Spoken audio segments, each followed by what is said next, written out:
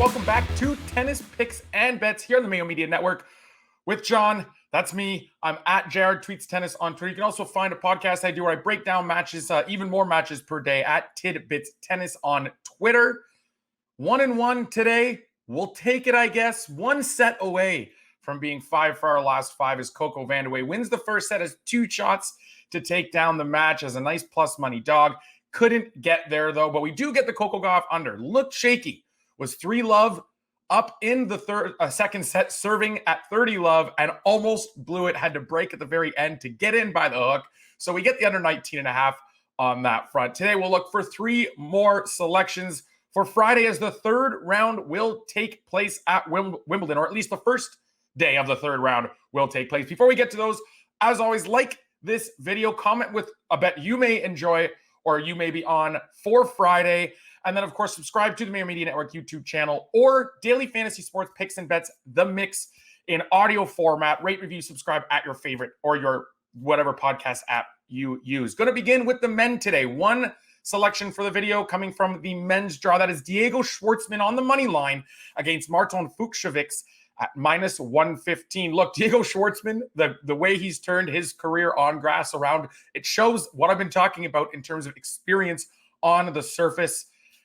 All week that we've been doing these videos and how important it is. He began his career 1-7 on the grass, and now he's turned into a quite adequate grass court player. In fact, the last 3 players to beat him on grass at a professional event are Matteo Berrettini, that was 5, and he took him to 5 sets. Remember, we talked about Berrettini being one of the favorites for this entire event in 2019. He lost to Daniil Medvedev as well on grass, and then in 2018, Jiri Vesely. Those are the last 3 to beat him at a professional grade tournament. All 3 of those guys, 6'5" or taller with massive serves that are just really tough for even him as an elite returner, one of the game's best returning players, to get back. And then you add in the grass and the quick surface, and it's really tough for him to get by those kinds of guys. You take a look at Marton Fucsovics, he's not going to have those overwhelming weapons that they did, and that suits Diego's game perfectly. He should work his way into plenty of return games. I think there should be at least minus 125, minus 130.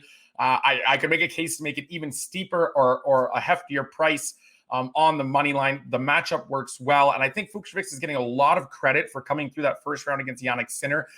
Another player who isn't overhyped. I don't want to use that word overall, but on the grass courts, I think he's a bit overrated early in his career. A lot like Stefano Tsitsipas, he hasn't found success with it yet. He's got a big game, and he's taken down titles, so he's still young. So people tend to want to back him in those spots.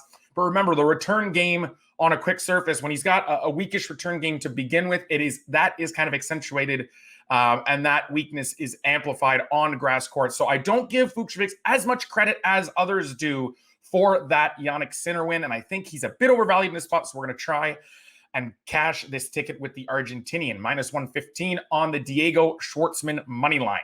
Moving to the women's side now, 2 selections going on Friday. The first, Madison Keys on the money line at minus 107 against Elise Mertens.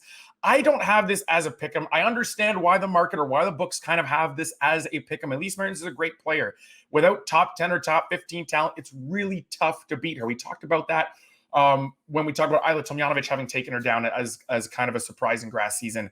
Look, this is the kind of player who does trouble her, though. The big serving, huge forehand player who can keep points short and avoid those longer points where errors are more likely to happen. That's Madison Keys in a nutshell. She hasn't been having the greatest 2021, but boy, you put her back on the grass and she has looked just fine.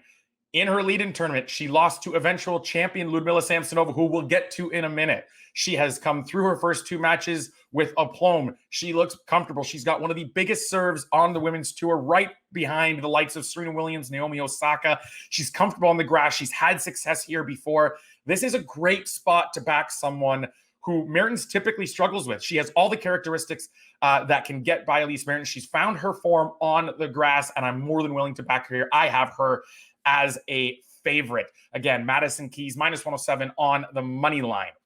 The third match is the aforementioned Ludmila Samsonova, has yet to lose this grass season. And after I watched her play a bit in Berlin at that 500 level event where she took it down as a qualifier, I can understand exactly why. We are going to back Ludmila Samsonova minus 2.5 games here at minus 107.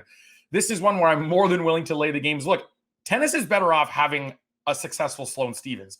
Her game is so dynamic and so well-rounded. It's so good to see her succeeding again. It began in clay season, and she's looking stronger once again on the grass, defeating one of the tournament favorites, Petra Kvitova, in the early goings. But this is a tough match for her. Ludmila Samsonova, another one of those players that's in that top tier with that serve and forehand power.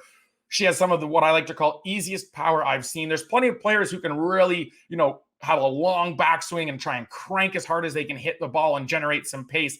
It's very rare you see a player just line up and hit a typical forehand and watch that ball rocket off the strings like Samsonova has. It comes to her so easily. It makes sense. She modeled her game growing up after fellow Russian Maria Sharapova. We all know the success she had on grass. Right at a young age too, winning Wimbledon. And now Samsonova, in only her second grass court season, 9-0, has a title at the 500 level as a qualifier, and now into the third round of Wimbledon. Look, Sloane, again, dynamic game. I don't think that with the power coming at her in this match, I don't think she's going to have the time to get to balls where she's very effective at redirecting pace and turning your own power against you. But Samsonova she angles the power so well that I think Sloane's going to be forced into far too much defense and not enough counter punching. I have Samsonova continuing the win streak on grass this season, and I'm more than willing to lay 2.5 games with the Russian. Thanks so much for watching, guys. To all my fellow Canadians, I hope you have a safe and happy holiday today. Let's cash some tickets tomorrow.